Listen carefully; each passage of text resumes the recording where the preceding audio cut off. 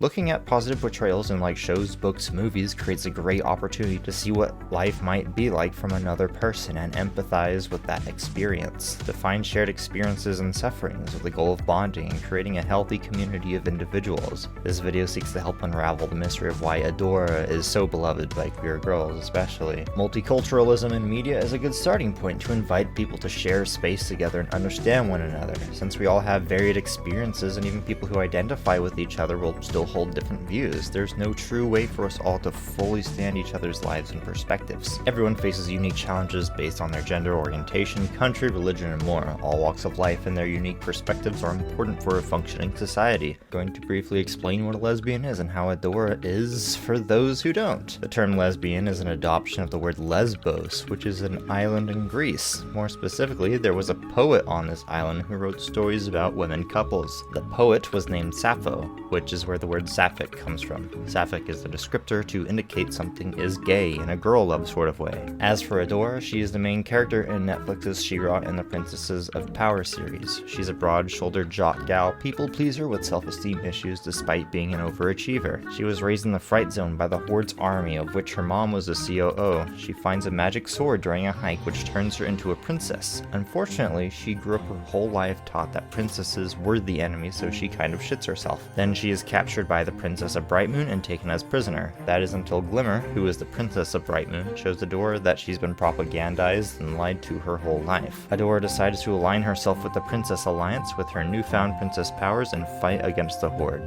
Also, her childhood best friend is a gay cat, more about her later. In order to give you a good answer as to why Adora is a good lesbian representation, I found one to interrogate. I've done a bit of research as to how lesbians are raised differently and treated differently by society, especially when compared to straight women and other gays, so I could just share my findings, but I feel it's much more impactful to ask you why Adora resonated with so many people instead. First question that I had written down was, what does a positive portrayal of a woman look like in media? This isn't necessarily Adora specifically or lesbian specifically, but just start rudimentary women in general, and then we can break it down to the subdivisions. I mean, the first thing that comes to my mind is the way that you positively portray any person, media, character, fictional, whatnot, is based off of their capabilities, actions, goals. Obviously, the opposite of how people want to sometimes see women, which is the opposite of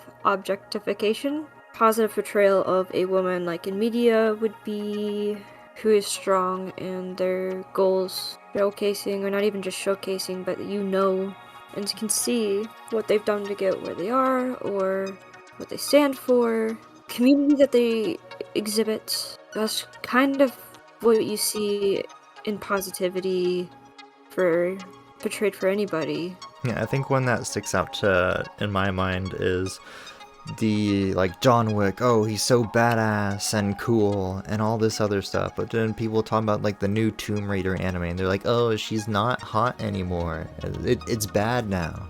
What everybody else was criticizing, it's the character design's so unimportant.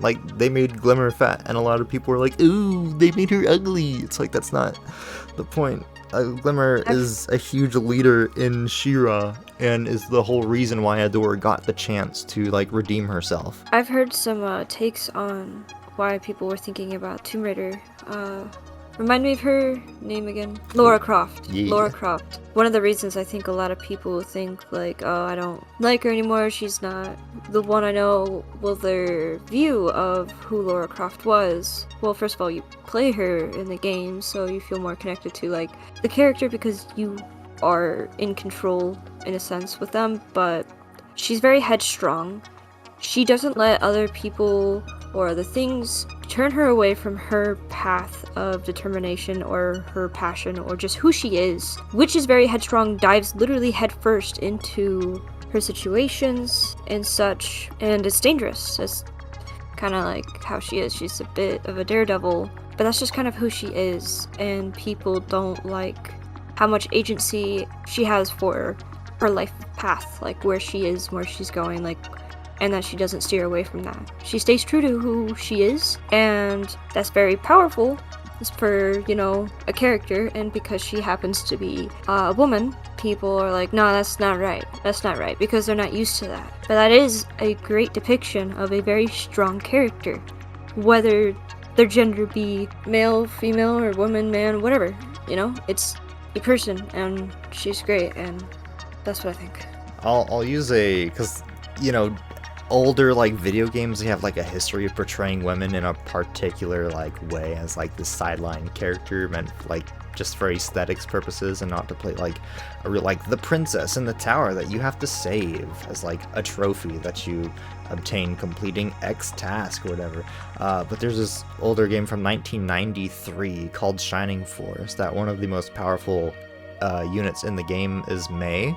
She's a centaur and she is a tank, and they have like, she has I think the highest defense stat in the game, so she can just go up on the front lines from not quite the moment you get her, because like you get the characters and they start out really weak and then they need to level up over time, but she's one of the most tough characters in the game, and her whole arc is like her father was killed by the big bad and she wants to join you and go get vengeance, and like that's a depiction of like a woman character like in recent history from an edgier time, expressing her agency. What are some other like good examples? I know 93 was also the first Power Rangers, the Mighty Morphin Power Rangers, and they were like founded upon diversity. They're like, there's like, we have the Asian woman, I think it was there was a black guy as the Blue Ranger, and this was just like a key part of like how they were. So it's just like diversity was just something they believed in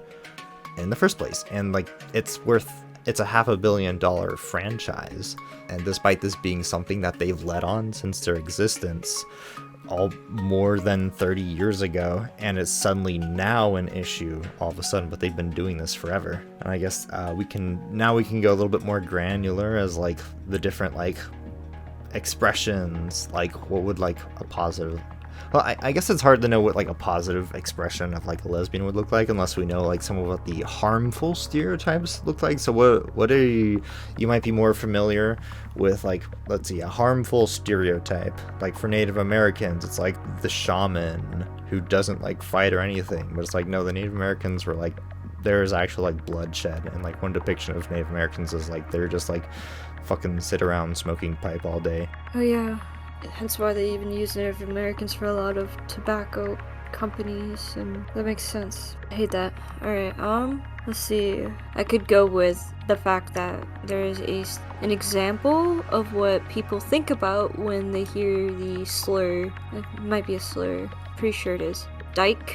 I feel like bad representation could even be lesbians that go after taken women or straight women and try to force that on straight women, even though they know it's straight and they're still trying anyways. It's like that whole how sometimes men will approach lesbians and be like, oh, I can turn you straight, but there's also the image that people think that there's a lot of lesbians out there who do that to straight women, when really that just depends on people, whether or not they are accepting of vice versa. You know, both sides, kind of like how cheaters can't be classified via gender. It really is by the person, maybe even the masculine presenting, but in a way that is deemed unattractive socially, like almost not unhygienic, but just, you know, like masculine in the sense of unattractive, masculine in the sense of, I don't know how to describe it necessarily, it's hard to think about it because I'm so used to not.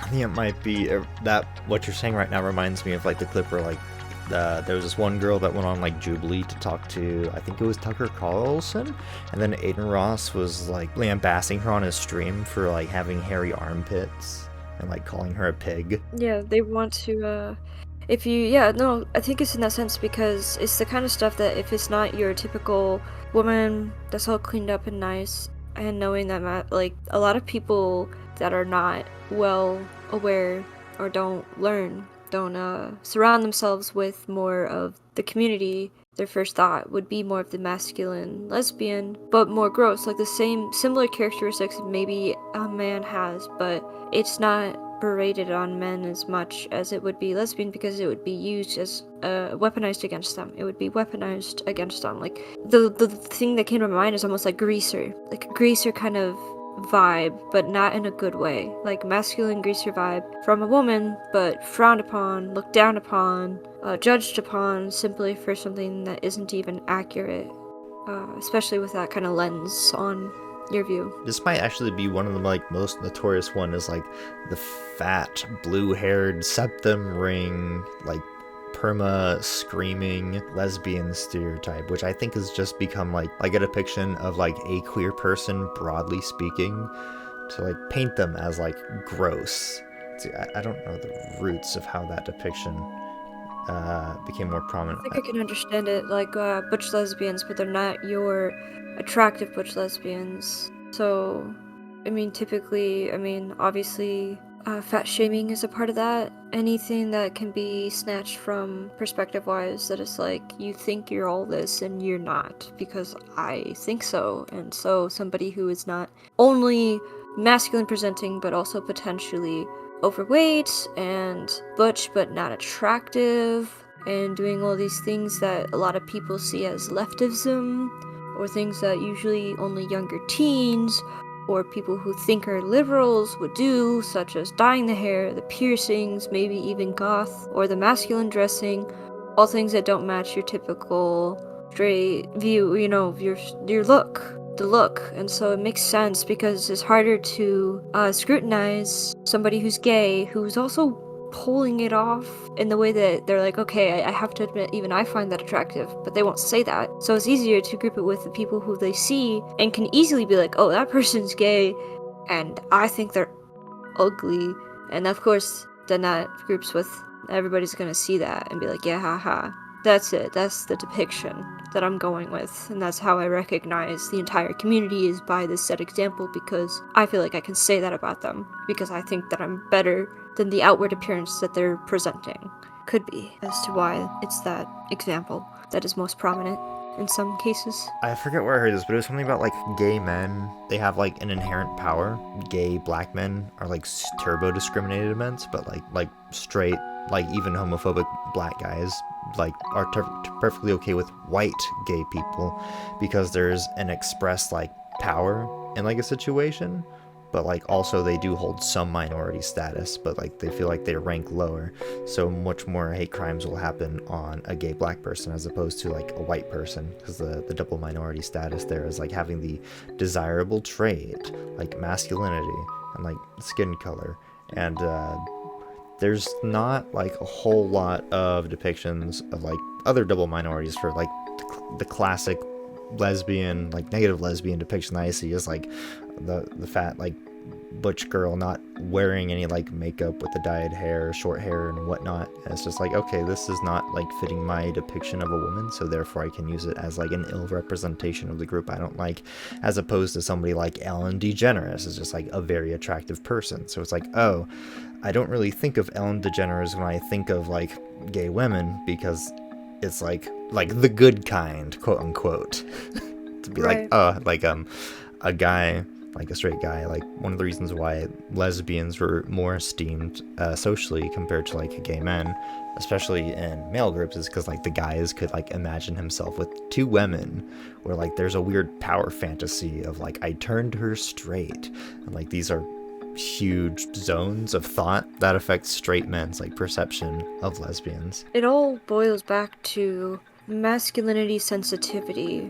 I feel like it makes more sense as to why gay men are more shamed than lesbians, if that's the case, because lesbians, whether they be women or not, are still presenting masculine traits, whereas gay men, who are gendered as men, but acting feminine, straight men, could perceive that as threatening to their masculinity, almost like projecting, hating seeing that in gay men, because they would never allow that for themselves. So they see it as even more of a disgust, because they hate even the thought of a man or somebody like them dropping their masculinity, or being so comfortable and secure in their masculinity to spread it out to a broader spectrum. And for lesbians, well, yeah, they're still a target in a sense from straight men because they're still, for a lot of lesbians, not all, gendered the opposite.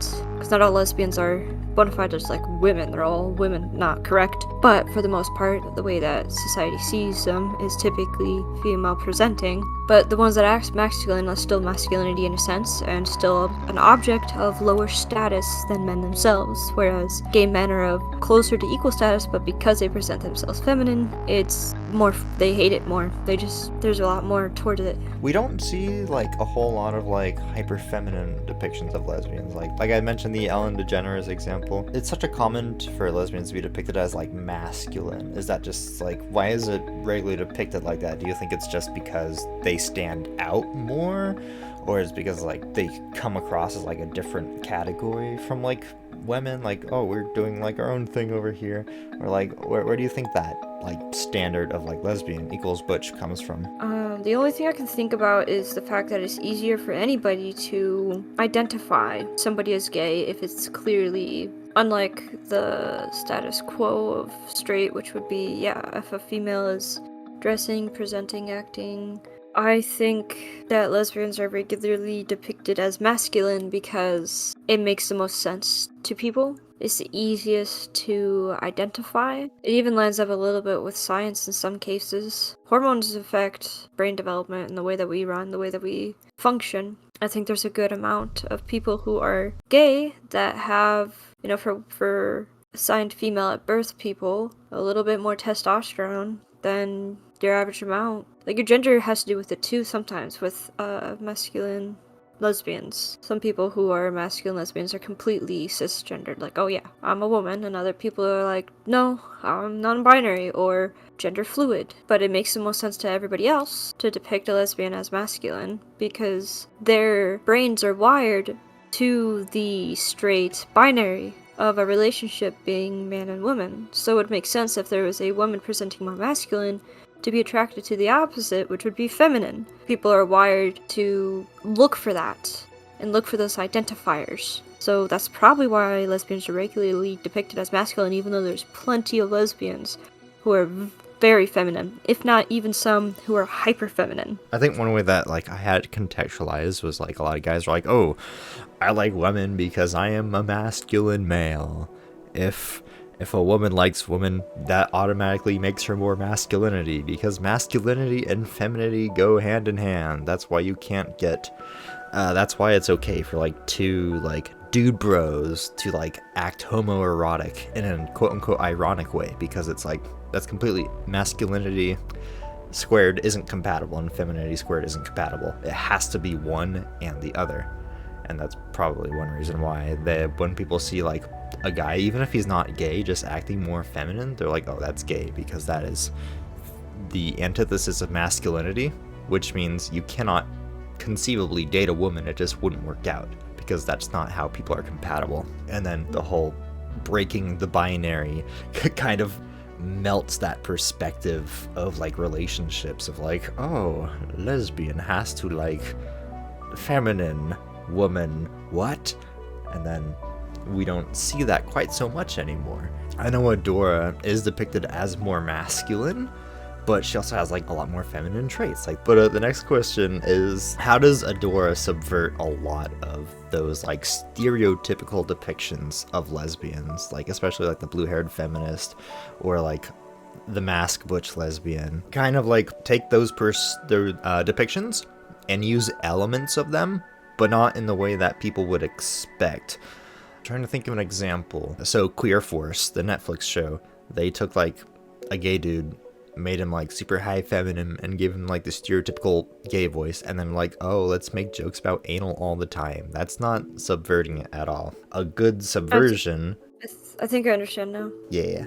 It's hard to say what she subverts because she's not depicted as a lesbian when it comes to appearance, especially. The closest I could think is, closest thing you can get is like, I don't even know. Blonde hair ponytail? She doesn't have things about her that really give any kind of stereotypical look of what you would see in a lesbian. She's just Adora. At least that's what I gather, especially when I first met her.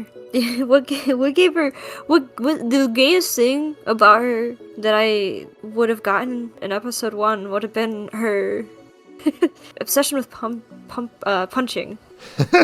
Like the fact that she was brushing her teeth and she was still like, oh yeah, like it's like calm down. What are we? But I love her. Like, who are you? There was nothing about her appearance that would have told me about her sexuality in any way, shape, or form. It just told me that she was her. The only thing that really gave me an idea that maybe she was potentially gay would be, yeah, her still practicing her fighting skills while she was getting ready to start her day. So I suppose, and naturally, she subverts a lot of stereotypes because they just are non-existent with her appearance. The two things that like kind of stuck out to me that was like, okay, this is not like a heteronormative conforming person. Aha, big ol' word salad right there.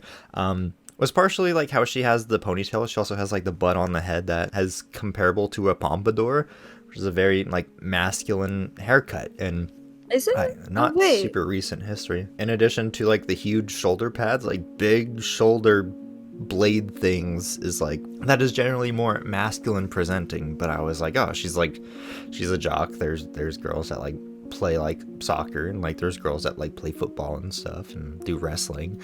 So it's like, it is true. And some people really like the aesthetic of like larger shoulders. So yeah, I forgot about that. But with the ponytail as well, because on the sides it's flat. I remember initially thinking it was like a head buzz, which is like very queer coded nowadays. So those are two things that like stuck out. In addition to like the fighting thing, because like combat, testosterone, increasing like impulsive behavior. And I don't know if it's just like guys in general like combat oriented stuff, or if like women are socially conditioned to not like that sort of stuff. So it's just like no, this is different. But that also just leans into what you said, where it's like she's just her, and it can open up a broader discussion about like the Horde it's the military. So of course it would be encouraging this behavior of everybody. So I didn't spend that much time thinking about it. Like I noticed these and it's like, okay, new information presented, move along. And I suppose if there was if we met somebody in real life that behaved like this, our society encourages different set of behaviors.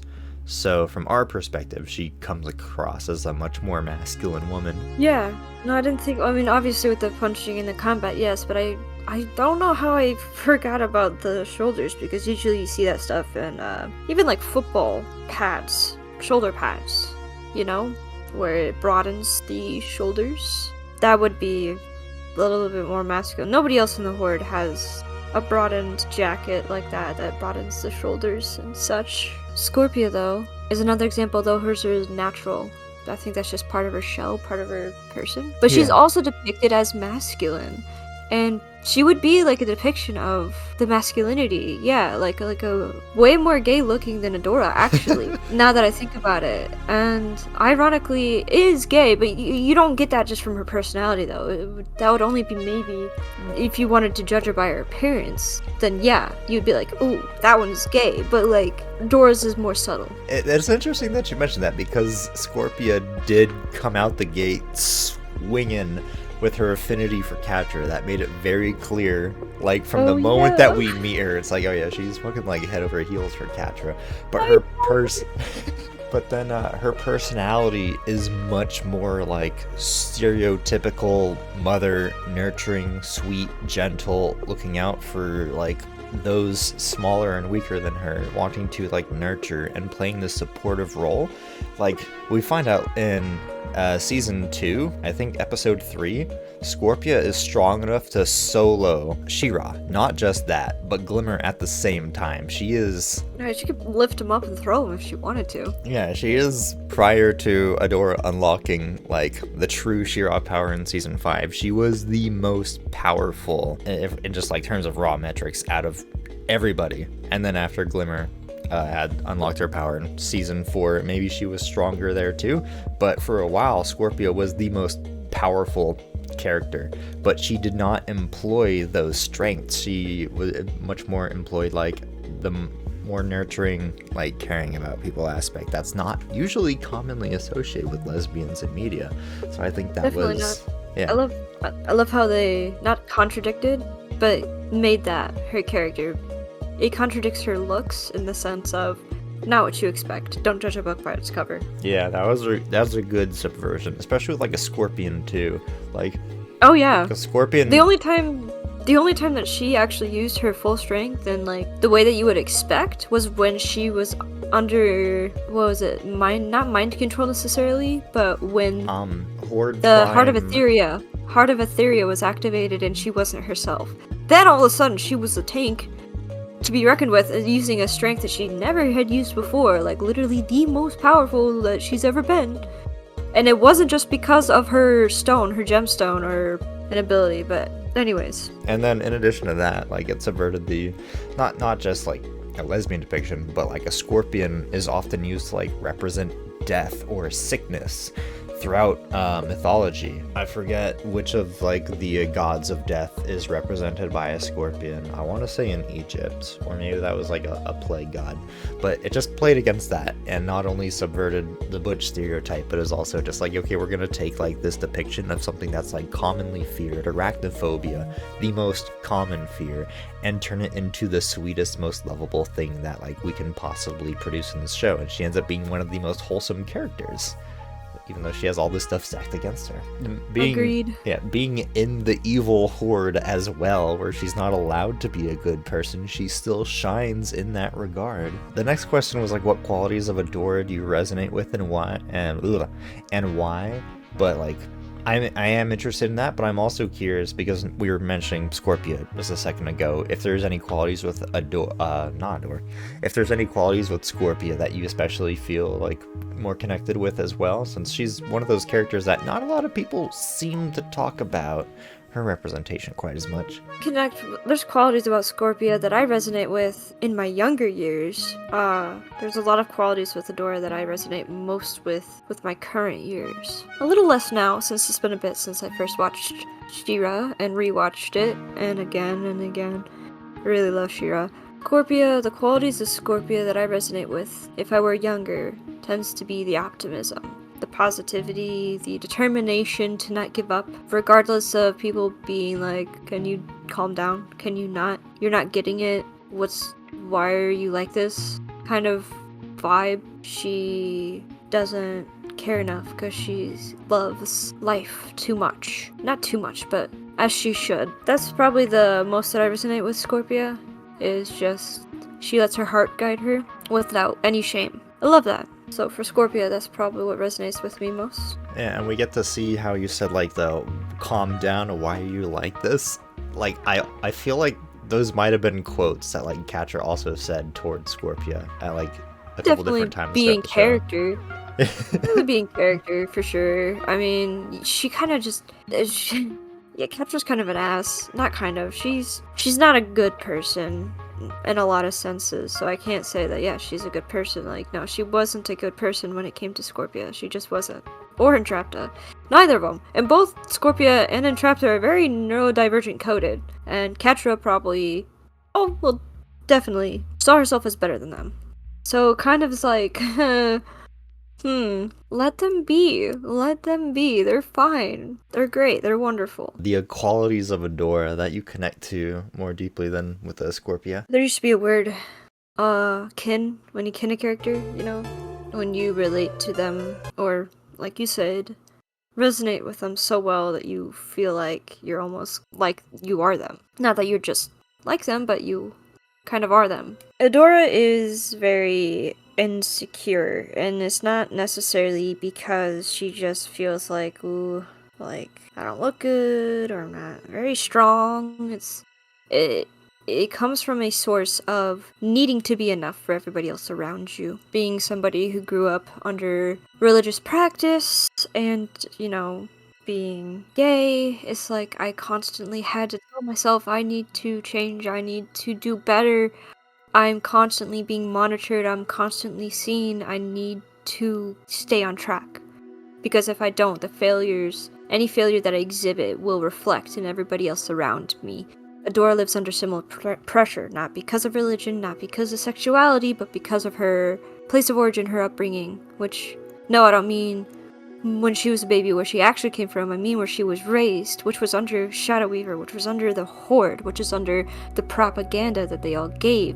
She felt like, in her moral sense, I want to be right. I want to be the best person I can be. I want to make the right decisions. I need to do this, like, for the moral sense of the princesses are bad, and I want to be good enough. I want to appease Shadow Weaver. Hordak, she wanted to be enough. And it wasn't until, she woke up, she realized when she saw the sword for the first time, saw her destiny, her future, everything isn't what it was. Everything isn't what it was seeming. And all of a sudden her moral screen, her lens crumbled before her, and that's devastating. And that's what it was like for me when I had my personal breakdown with the religion that I had grown up with. It wasn't all that I thought, because it wasn't actually safe, it wasn't actually there to help me, and it wasn't there to actually help every single person in every single sense. It wasn't what it was anymore. So her morals changed and shifted, but that sense of needing to be enough stayed with her. So when she was with Bo Glimmer, and this new sense of, not crusade necessarily, because that's more like holy driven, but new sense of drive. She was with an unfamiliar surrounding, even though it was better for her, but people hated who she used to be because of what she used to be with. And she used to have that sense of hatred, just the opposite, because she thought she was on the right side. And the qualities of Adora that resonate with me most is the sense of always needing to be enough. You just want to do what's right, and you want to care for the correct things and be enough and not have people hate you. And one of the things that also drove her the most wasn't just her morals, it was her heart. And unlike Scorpia, she wasn't shameless about it because she was scared. She was far more scared. She couldn't just outright, her heart wasn't just the morals, realizing that she needed to save the people of Thamor and save the people of Etheria, and Etheria and the magic itself. It was her conflicting feelings with Catra. And you realize how deep it really is, especially when Catra doesn't exactly make that easy. They don't make it easy for each other, but when she's already got the weight of the world on her shoulders, she's also juggling the weight of her heart, and that sticks with her from episode 1 all the way to the very last episode of the goddamn series. It is a hallmark of her character, yet doesn't completely define her, and that's what I feel like. That's what I feel like my life is, that's what I feel like I am. Is not only am I carrying the weight of coming out of what I used to have or who I used to be better, to be the best that I can be, but I'm also trying to stay true to my heart and not abandon myself and criticize myself and hate myself for the very thing that I'm fighting to free. I used to hate myself for why is it wrong for me to love who I want to love? And now I have to put everything I have to make sure that I don't destroy myself over that. I need to change that. And even though Adora did not need to change that mentality, because it's not wrong in their universe to be gay. In fact, it's so normalized, it's not even thought about. That's just their world, and I love that. But, love is a strong thing, and who she was loving, she had to juggle. So, I really connect with Adora. Go ahead. One part that always stood out was Catra kind of fully commit to being the villain in episode 11 Promise, when she's reflecting back on how despite Adora, no, that's wild. I was actually going to mention that episode specifically. That's the episode that made me determine that Adora was mine, my character, my person. That moment with the sword on the cliff. One of my favorite episodes, but it's we probably have different perspective on why. So what was that that changing point on Adora's character? You mean why that solidified her for me? Yeah. Before that, that was a big pivot point where Catra fully commit to being the villain. But even from then on, we seen the Battle of Bright Moon. Adora is trying to strike Catra with the intent to kill, which always struck me as weird, because you can see in the Battle for Bright Moon that Catra is literally just playing with Adora, and she just wants to capture throughout all the seasons. She's not ever trying to like fatally wound her. She like wants to capture her and bring her back to the Horde, and she still wants to live the rest of her life with Adora. But Adora is like kind of given up on Catra, and multiple times where it's like she just strikes with the intent to kill, and Catra's like does not reciprocate this level of esteem that Adora is giving her. So I was just like, it's just like a funny moment that like I noticed. That's like, yeah, that's something Adora still wanted the whole time, but it did seem like in episode 11, that is when Catra commit, like, no, like, I'm not going with you. I know you spent this whole episode trying to convince me out of it, but like, nah. And then Adora like kind of gives up hope, and then she starts to spiral because this was the last person who actually liked her for who she is as Adora and not as She-Ra. Well, even Shadow Weaver didn't. Shadow Weaver didn't see Adora as She-Ra. Yeah. One of the people that she cared most about, her opinion, was Shadow Weaver, not just Catra. Her squad mates too. But She-Ra, Adora, she's very serious. The morals that are, she didn't go back to the Horde.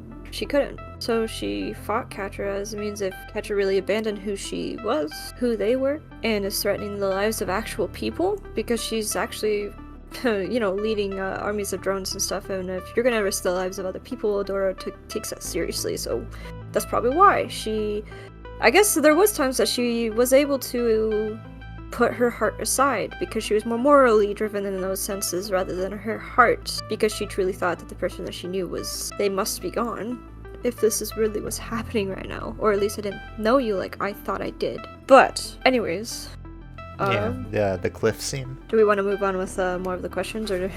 Oh, I wanted to circle back to the cliff scene, because I spoke like my part on like why I thought that was an interesting moment from Catra's POV. Oh, the cliff scene. Adora's POV, her trying to reach who she knew, try to appeal to Catra through their bond, heart to heart, being like, I still am here. Things don't have to change. I still love you in a way.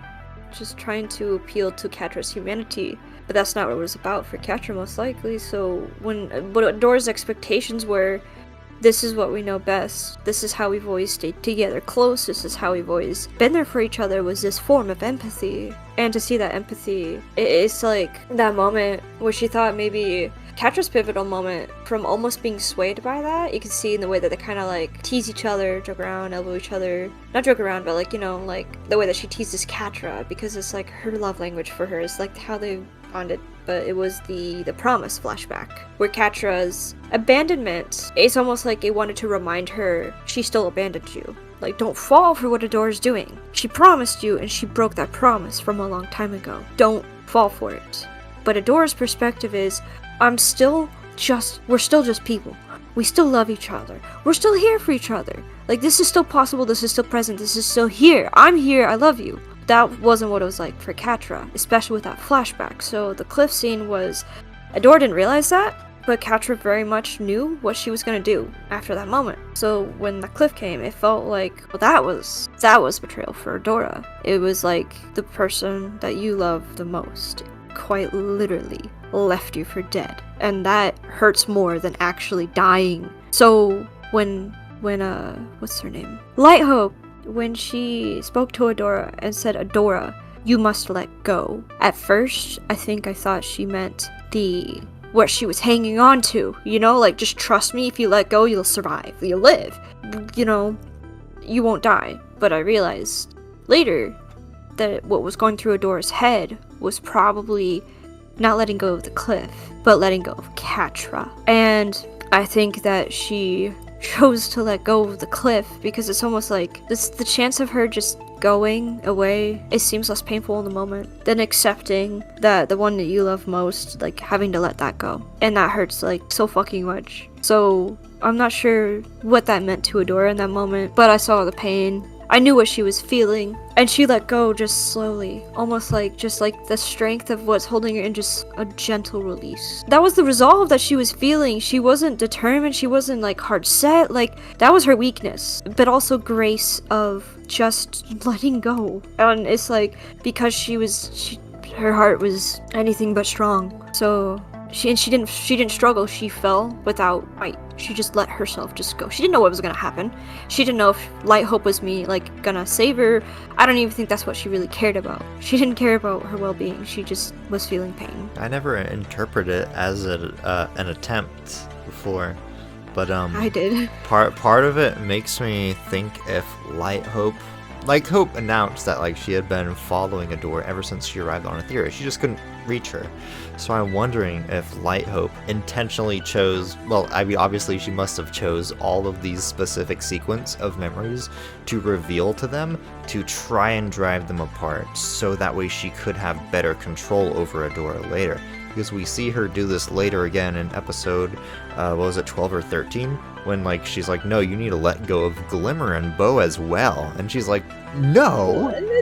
Yeah, no, that's wild. No, because we do know in the end that she was highly manipulative. This entire time, her only goal was her directive. That's also the first time, episode 11, that Adora ever hears Light Hope, right? For all she knows, I was delusional. She's never met Light Hope before that I can think of, unless I'm wrong. She saw, like, the visions, but, like, she also might have not have been familiar, because she was like, who are you, when they officially talked. And she was like, I am Light Hope. I have been trying to reach you. Right. Yeah, okay, so either way, there was no trust there yet. Yeah, but no, I didn't think about that at all, because I always wondered why did that flashback happen. Things were going well between them. They were finding their way back to each other. And then Catra stumbled upon the promised memory.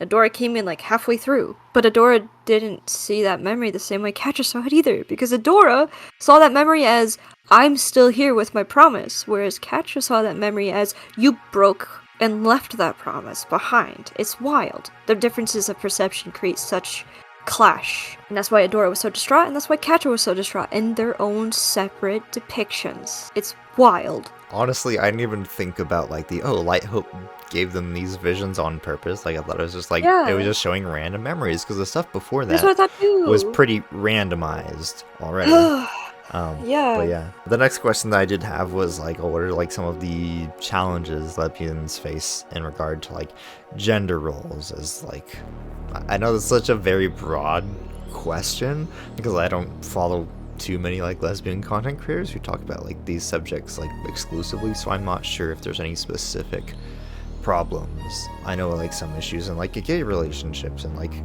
gay guy culture and, like, trans culture and, like, some things in these spheres that are, like, unique to each in their own, but not so much, like, the women, the girl love sphere.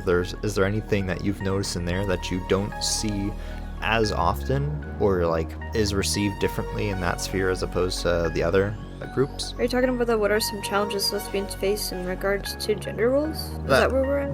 Yeah, that's how it's phrased, but I guess it's more like unique relationship problems, since it's like, oh, we don't have, like, a gender role each to just, like, neatly slot into anymore, because we're already not heteronormative.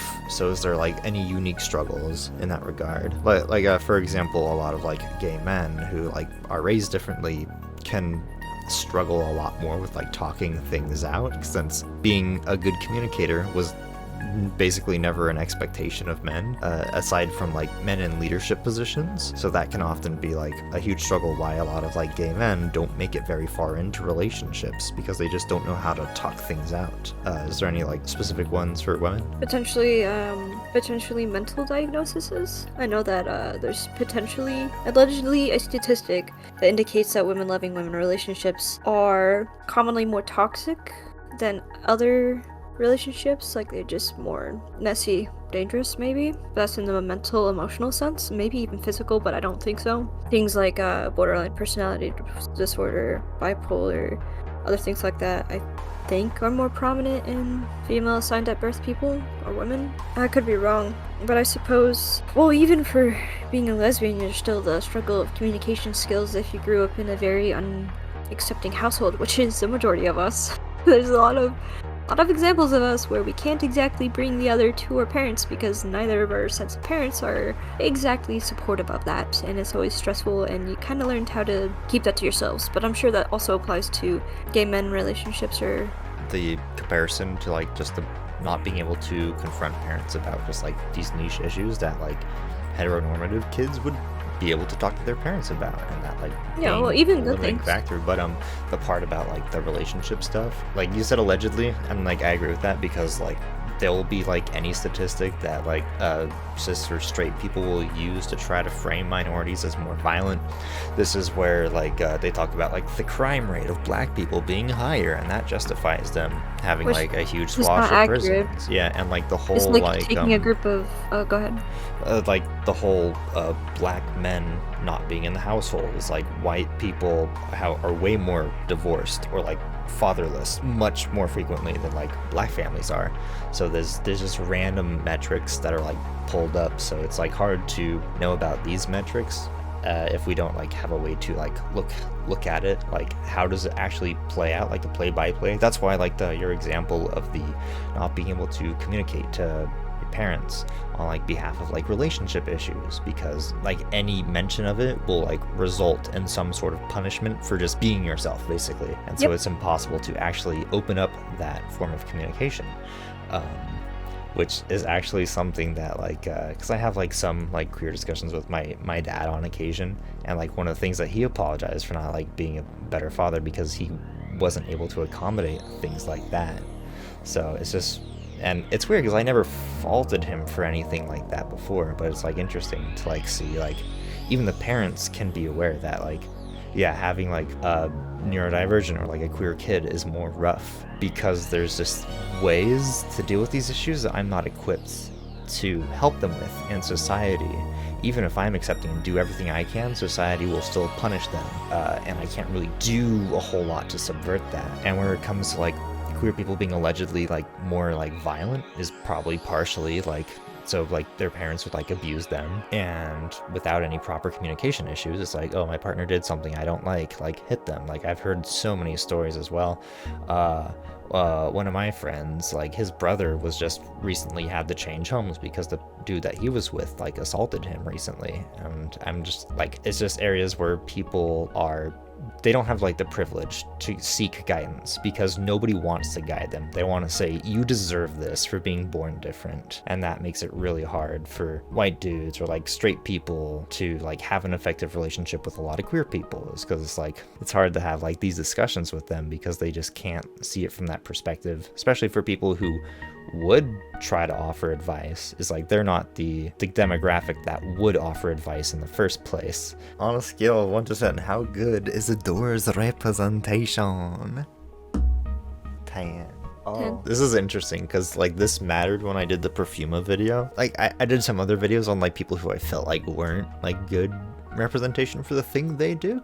So after getting some very critical feedback, I was like, okay, I should probably focus on making videos about like the characters that I think are good representation, because it's much more productive to talk about like why it was so good, why do people resonate, and how does it share that experience, as opposed to like people could fantasize all day about what could make a specific representation like better and whatnot. So I thought very highly of Adora as a representation as far as the show goes, and like the creators and just like the overall response. Like back when I was making almost exclusively She-Ra content, my audience on YouTube was like 70% of the people that were watching my She-Ra videos were of the women category.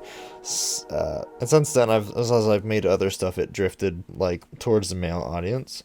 But I was just like, okay, I can literally see in my own metrics like the people that were like impacted by it. And it's not even like just women too. It's just like giving women audience like confidence in themselves, and seeing like Adora be like badass without sacrificing femininity in the process, or like having like unnaturally broad shoulders. I say unnaturally broad because it's like people's shoulders being broad is normal.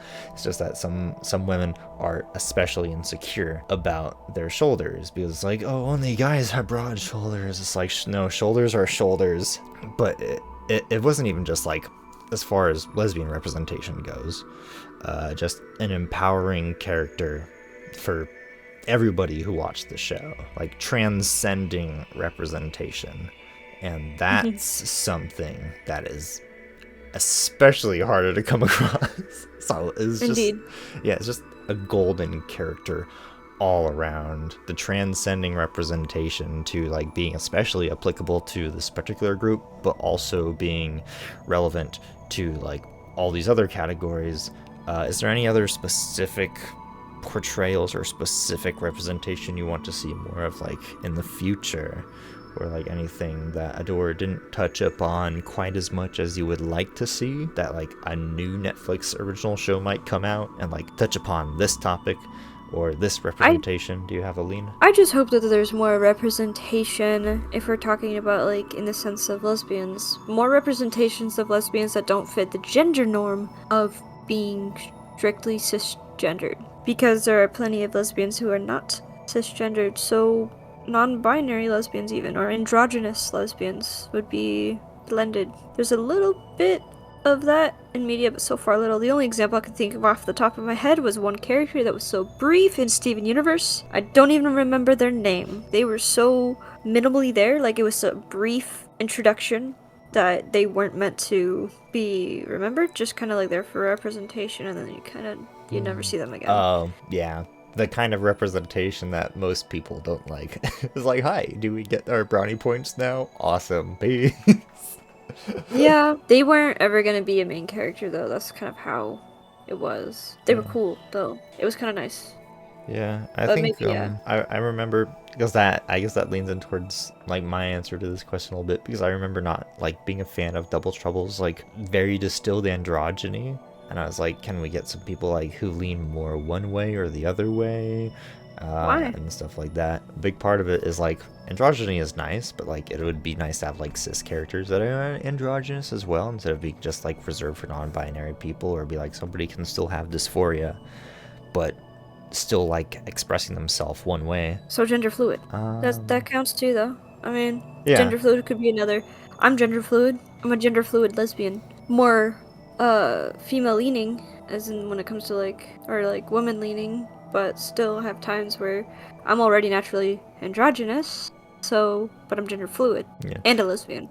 I guess the reason why it's hard for me to explain like what I wish Double Trouble could have been is because it just doesn't exist yet. But that's where we need like all the talented writers who want to push the envelope to make that one amazing thing that people will like turn and look at. I know that Double Trouble is widely loved. Oh yeah, very lovable character. It's just I will put Envy from Full Metal Alchemist is very androgynous, but is still addressed as like a he or like a him throughout the show. So it's like there's an example of just not like, I forget what the word is. Heteronormative isn't the correct word. I want to say cisnormative, but it's also revealed that like the homunculus don't really have a gender. They can't reproduce, because they're just like amalgamations of human flesh with like special powers. So it's like, okay, they're in a way by definition non-binary, because they are literally a different sex. So they are outside the binary. And that's one thing that I liked about Envy. It's like, okay, here's this like other thing that uses boy pronouns throughout the show,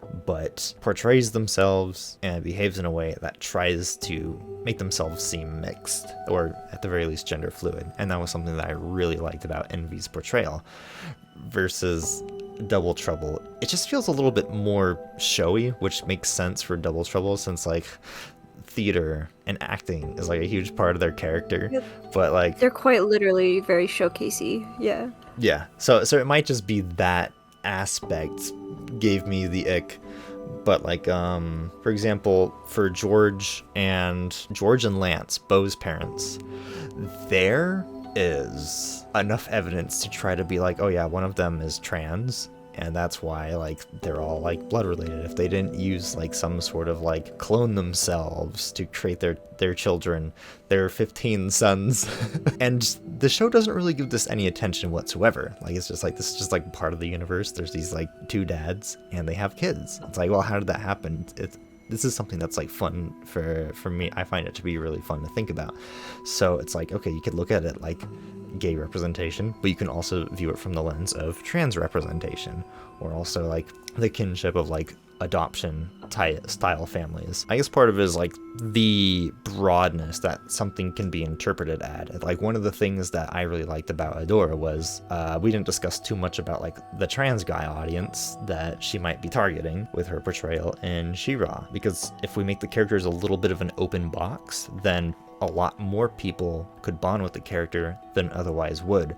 And that's one of the ways that Adora transcends representation, versus Double Trouble is pretty specific in their representation, versus like Perfuma could be portrayed or interpreted as a cis woman or a trans woman, depending on like the intensity of her femininity, could be interpreted in a couple different ways, especially when given those two lenses. And Envy from Fullmetal Alchemist also has like this huge open box thing, and a big part of representation is because in the past people used to headcanon characters that they really liked for like these different traits and portrayals they connected and resonated with, and that's why like people will like headcanon characters in past media as like gay or ace or stuff like this, because rather than giving the writers the task of creating like solid representation of a specific character, if the audience can just like say, hey, we relate to this one because these are the ways that like we connect with them, and they express that connection in the show, that helps the audience feel seen and whatnot.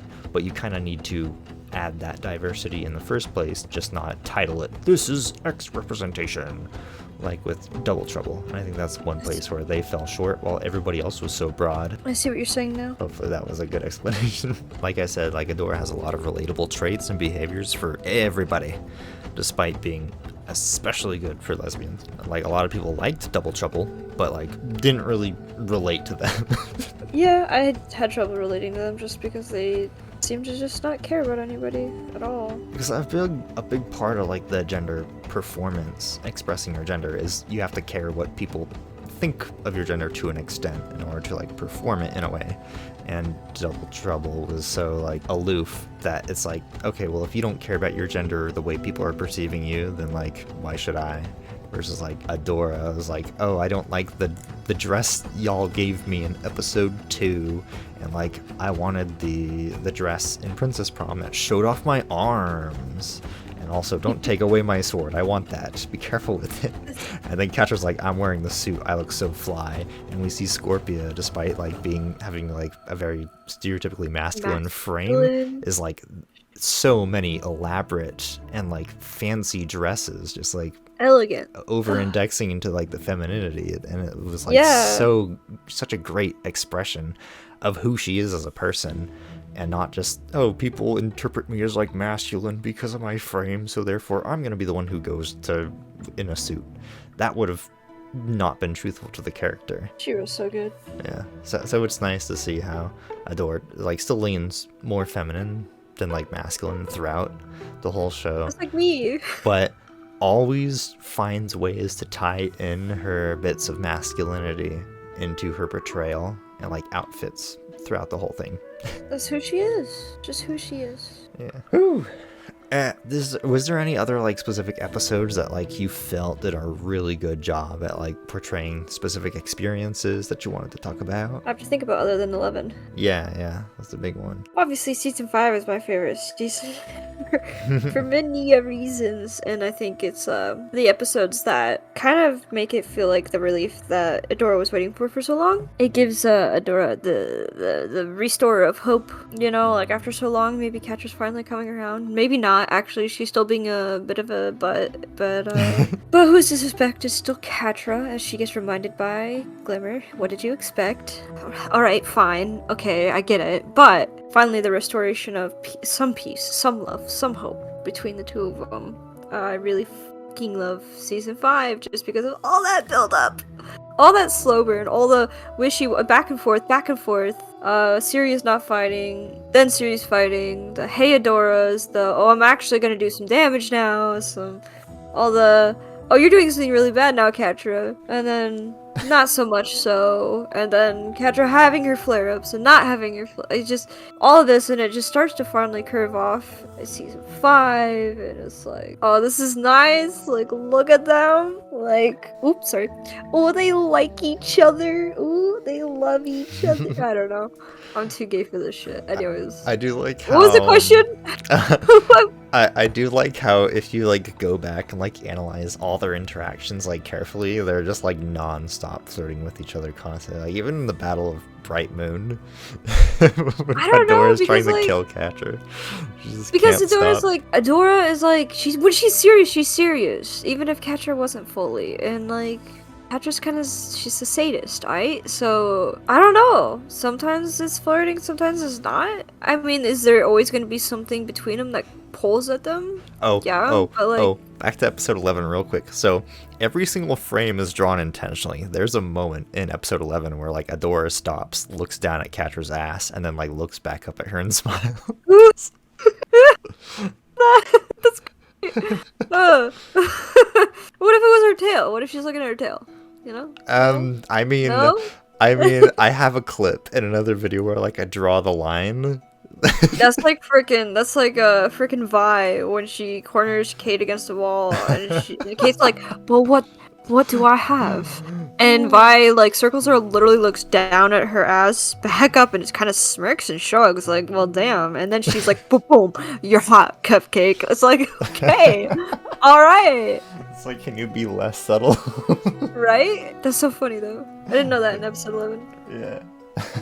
It's funny that you brought up Vi and Caitlyn, because I was planning on having this video originally be about Vi, because I came up with the idea to do this like around when I was like, season 2 is coming out soon. But then I was like, I've already seen. I think the Adora. No, it's better to ask about She-Ra than Arcane when it comes to representation, especially since the guy who basically made Vi actually doesn't care too much for her, and they kind of screwed up her character a little bit in season 2, and it's a kind of propaganda because of Kate, so that wouldn't have been the show to ask about. Definitely stick with She-Ra when it comes to good representation.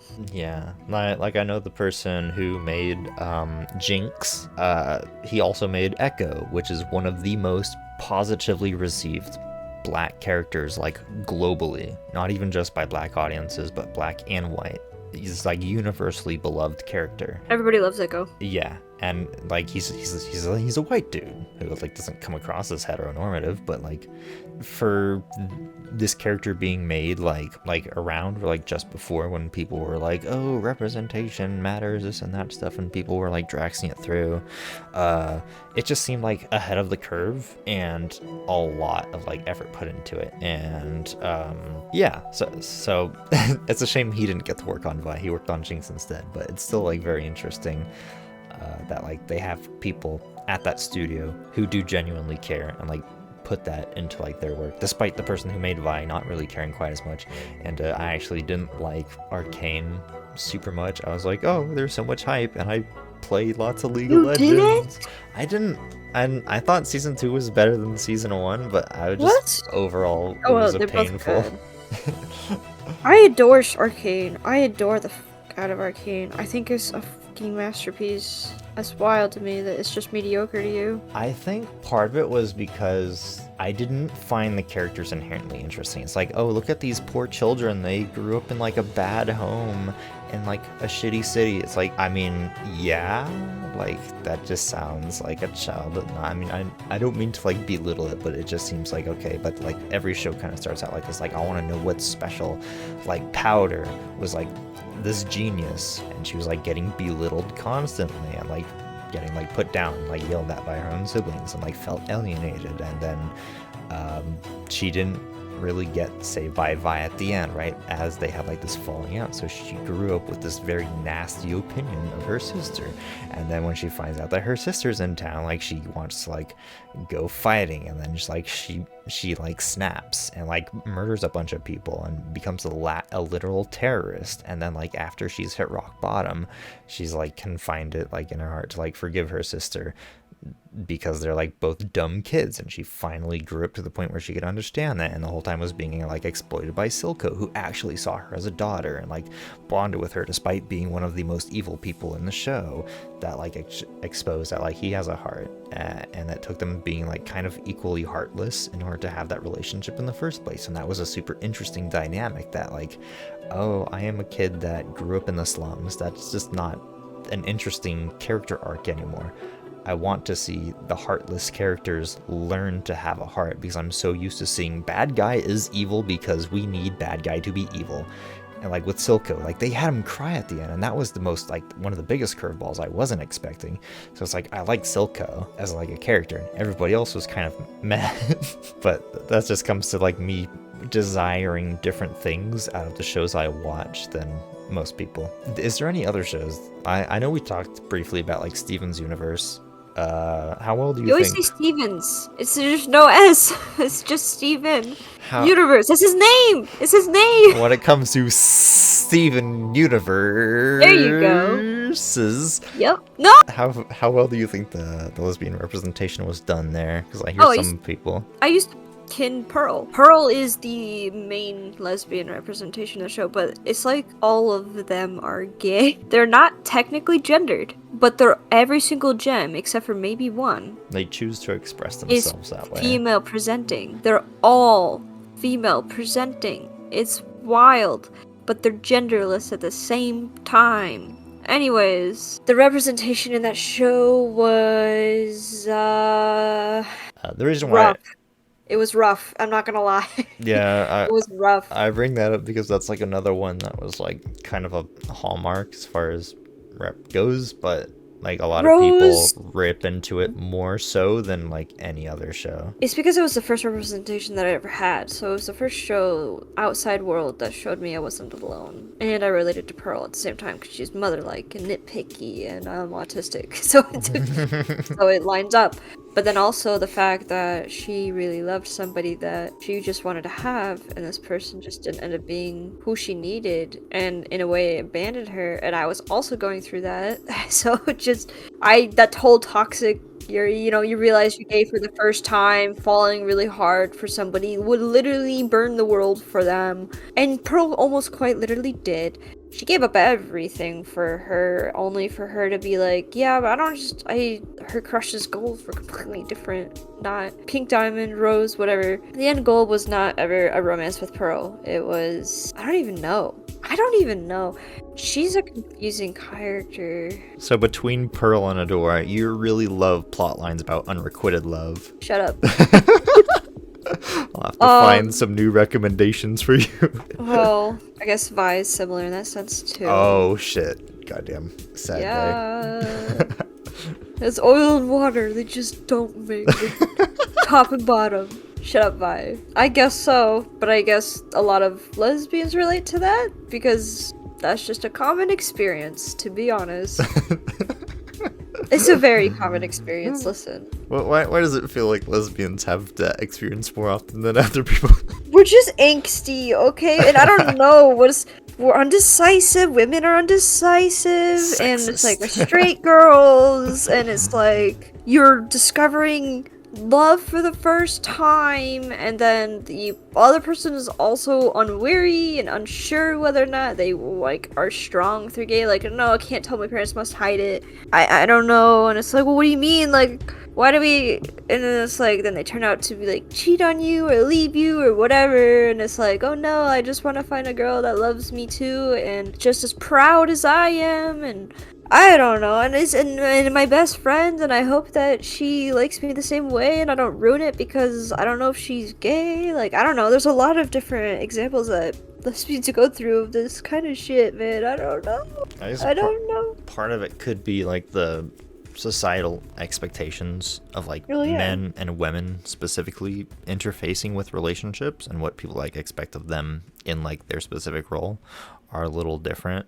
So like a lot of women could feel like there is more pressure to make the relationship work, or like a lot of people look at guys who have been in a lot of relationship. That's not like a knock against them if they've dated a lot of people. In fact, it might actually be a good thing from their perspective. But like women who have been in a lot of relationship, people just kind of look down on that. And it's not even like specifically about like body counts. It's just like in general, like people look at a woman and go like, you struggle to make a relationship work. For like men, that's kind of like, oh, that's not your job. That's like the woman's job to make the relationship work. You just need to like be there to like fix stuff that breaks around the house and bring home a paycheck.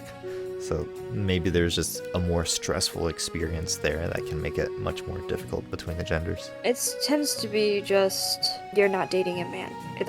It's not necessarily the financial and who wears pants. It's because when you're in a relationship with another like lesbian, it's about you and them.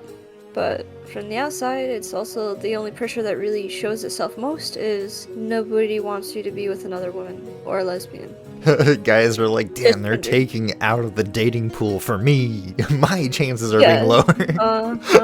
Society expects you to date the opposite gender. That's really what it boils down to. The main stickler, the religious and societal pressure. Because a lot of the societal pressure comes from, whoa, guess what? Religion!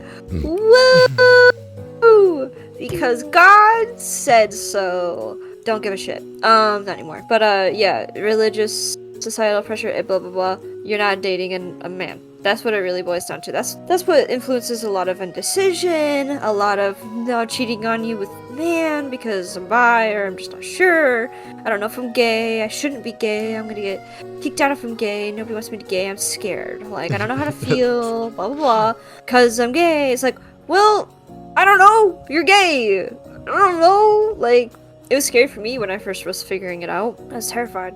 But when I had my first girlfriend, it was about me and her. That's what mattered to me. The only thing that put pressure on me was my religion. And societal pressure of discrimination because neither of us were dating a man. We were both dating each other. So a lot of extra fear. Yeah, I mean, we were in school. We didn't worry about jobs. We didn't worry about who wore the pants. It was literally just the average, the normal, most typical pressure of you shouldn't be gay. It's the biggest threat in my opinion. To be fair, before we started working on this video, the creator of the show, Nate Stevenson, is a trans man, so I was considering what ramifications this might have on these questions. A lot of trans guys identified as masculine lesbians before transitioning, and the transition is hugely in part to just feeling more comfortable in their own skin and wanting things like facial hair and the other stuff. If masculine lesbians and trans guys had a lot of similar experiences growing up and expressed their gender in a similar way, Adora should still be a good representation for what that growing up was like. Of course, there are many people who grew up with agnostic or atheist parents who fully embraced their kids' identity, so maybe Adora fell flat to some. Or maybe there are specific things you felt Adora portrayed very poorly. If you'd like to see a video similar to this, but in regards to Perfuma and her portrayal of a trans woman, click the video on screen right now, and please subscribe while you're at it.